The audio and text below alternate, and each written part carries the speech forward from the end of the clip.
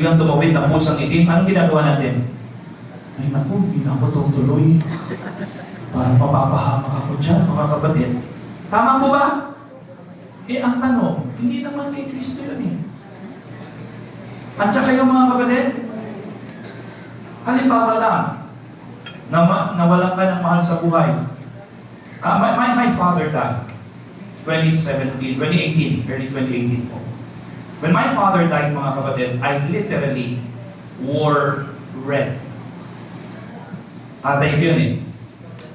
Nakasuot ako basta ng pula. To show to everybody, hindi ba minsan yan, huwag ka magsuot ng pula kasi baka mamaya. Paano kung favorite color mo, red? Sapatos mo, red. Di ba? Pag mo, red. Nakukuha niyo po ba? Kasi may taong ganun eh. Sino ba dito favorite niyo, red? Biglang nawala. Lagi marami, di ba? Pag nag-Christmas party kayo, pastor, alam ko maraming naka-red eh. Di ba?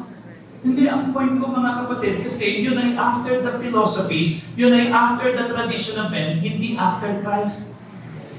Tama mga kapatid? Marami yan usually sa ganun eh. Pagka mayroong, di ba, pumanaw. Pag may pumanaw, huwag kang ikaw magwalis.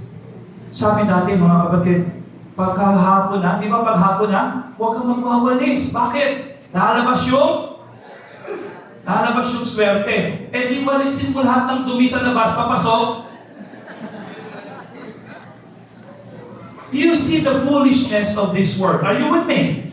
Hindi. Reasoning lang eh. Tama po ba? Eh kung yun pa nga ay swerte, eh dumi yun. Eh di lahat ng dumi sa labas, subukan mo kaya, kundi kayo magkasakit. Pag naniwala ka sa swerte, mamalasin ka.